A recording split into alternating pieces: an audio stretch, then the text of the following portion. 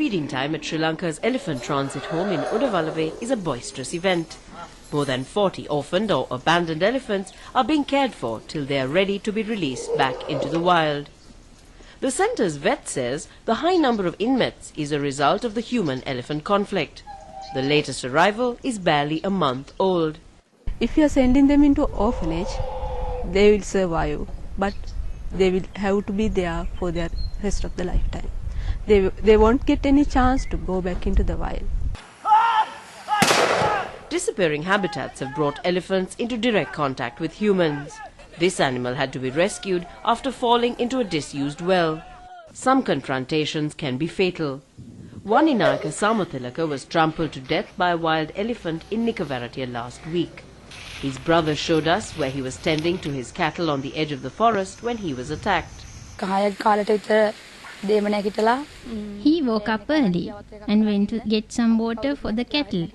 We heard elephants and they sounded different from other days. Later we found his body when we went searching for him. Across the country in Thanamalvila, farmers have similar problems protecting their crops. This house had a nocturnal visit a few days ago. The elephant tore off part of the tin roof to get to the paddy stored inside. Every day, wild elephants raid our crops, damage our fields and houses. They even topple coconut trees and eat them. Nobody has done anything about it. The loss of traditional elephant habitat is a major challenge for Sri Lanka's wildlife authorities. Lack of habitats as well as the fragmentation of those habitats. That is the main problem. That has happened mainly because of the various development projects. While a large number of elephants call Sri Lanka's national parks home, the majority live outside protected areas.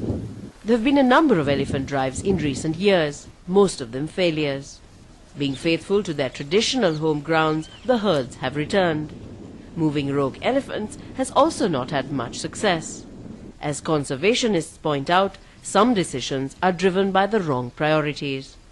The decision makers are not fully responding to the available information when making decisions. They would rather respond to community pressures and political pressures to make decisions. Unfortunately, the elephant doesn't vote. Sri Lanka has the highest number of elephants in proportion to its landmass.